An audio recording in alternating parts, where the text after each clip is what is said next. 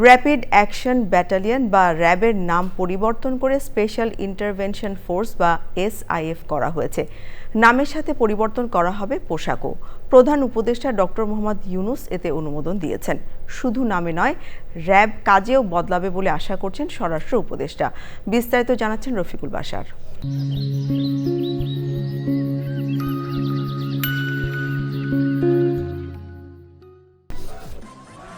জঙ্গিবাদের উত্থান ও আইনশৃঙ্খলার ক্রমাগত অবনতির মধ্যে 2004 সালের 26শে মার্চ সেনাবাহিনী, নৌবাহিনী, বিমান বাহিনী, পুলিশ, আনসার, ভিডিপি, বিজিবি ও কোস্টগার্ড সদস্যদের নিয়ে গঠন করা হয় র্যাব।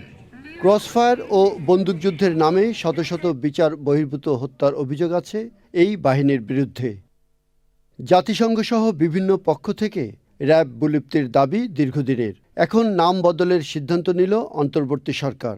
নামের সাথে পোশাকও পরিবর্তন করা হবে। দ্রুতই এ বিষয়ে আদেশ জারি করা হবে বলে আইন শৃঙ্খলা সংক্রান্ত কোর কমিটির সভা শেষে জানিয়েছেন স্বরাষ্ট্র উপদেষ্টা।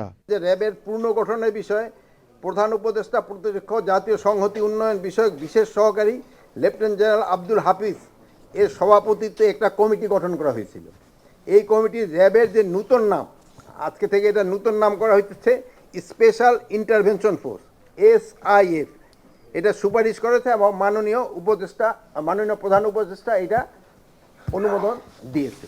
নামটা আজকে হয়ে গেছে, এরপরে একটা সরকারি একটা অর্ডার হবে তারপরে।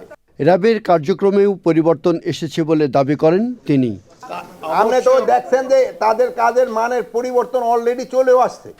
আপনি যদি এই 1.5 বছর আগে তাদের কাজের মান দেখেন আর এখনকার যদি কাজের মান দেখেন, এটার মধ্যে পরিবর্তন অনেক আসছে।